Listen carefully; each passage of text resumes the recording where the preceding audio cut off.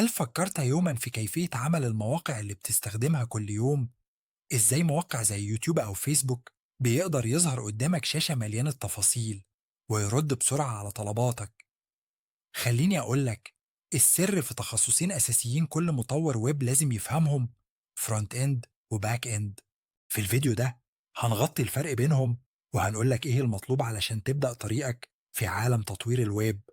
طيب نبدأ باستفسار بسيط: لو كنت بتفتح موقع على الإنترنت، إيه اللي بتشوفه أول ما تظهر الصفحة؟ هتلاقي صور، نصوص، أزرار، وألوان. ده اللي بنسميه الواجهة الأمامية أو الفرونت إند. الفرونت إند هو الجزء اللي بيتفاعل معاك كمستخدم، حاجات زي التصميم وجودة العرض وتجربة الاستخدام. لكن تعتقد إن ده كل حاجة؟ أكيد لأ. ورا الكواليس في عمليات معقدة بتحصل علشان الصفحة دي تشتغل بشكل صحيح، وده اللي بنسميه الواجهة الخلفية أو الباك إند. لو عايز تبدأ في أي مجال منهم، عندك فرصة كبيرة تكون جزء من عالم تطوير المواقع. وكل اللي محتاجه هو لابتوب وإنترنت بس. مش محتاج معدات ضخمة أو أدوات معقدة، مجرد الأساسيات. لكن ركز على نقطة مهمة: كل مجال ليه أدوات وتقنيات بتخصصه، وهنشرحها دلوقت. لو قلبك رايح للفرونت إند، فأنت محتاج تعرف الفكرة العامة عن HTML، CSS، وجافا سكريبت. خلينا أبسطهم لك. HTML هو الهيكل الأساسي للموقع، زي تأسيس المبنى. CSS هو اللي بيضيف الجمال والتنظيم، زي الدهان والديكور. وجافا سكريبت هي العقل اللي بيخلي كل حاجة ديناميكية وشغالة بذكاء، زي الأبواب الآلية والإنارة اللي بتشتغل عند الحركة. أما لو عيونك على الباك إند، الموضوع هنا مختلف شوية.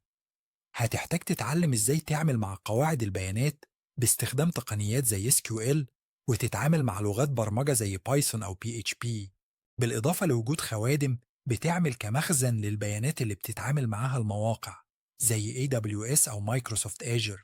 طيب، السؤال اللي أكيد جه في بالك دلوقت: أبدأ منين؟ نصيحتي إنك تبدأ بتجربة بسيطة. افتح محرر نصوص على الكمبيوتر، وابدأ بأكواد HTML بسيطة. اكتب كود بيعرض كلمة أهلا بالعالم، وشوف السحر وهو بيظهر قدامك في المتصفح. بعد كده جرب تضيف شوية تأثيرات باستخدام CSS، أو خليك مغامر وأضف حركات باستخدام جافا سكريبت. المهم إنك تفضل متحمس، وتحط هدف صغير لكل يوم. انت مش لازم تكون خبير بين يوم وليلة، لكن كل خطوة بتاخدها بتقربك أكتر لتحقيق حلمك. تطوير الويب مجال واسع جدا، وفيه كتير فرص مدهشة، سواء كنت مهتم بالتصميم فرونت اند، أو بالخوارزميات والخوادم باك اند. يلا، استعد واشحن طاقتك. افتح اللابتوب واتصل بالإنترنت، واستكشف كل الأدوات اللي حكينا عنها. الطريق طويل، لكن مع التصميم والإصرار كل شيء ممكن. جاهز تبدأ؟ الحل عندك، خطوة بخطوة هتوصل. وده اللي يفرق الشخص المبتدئ عن المحترف. فما تستناش كتير، وخليك متحمس واحفر أول خطوة دلوقتي.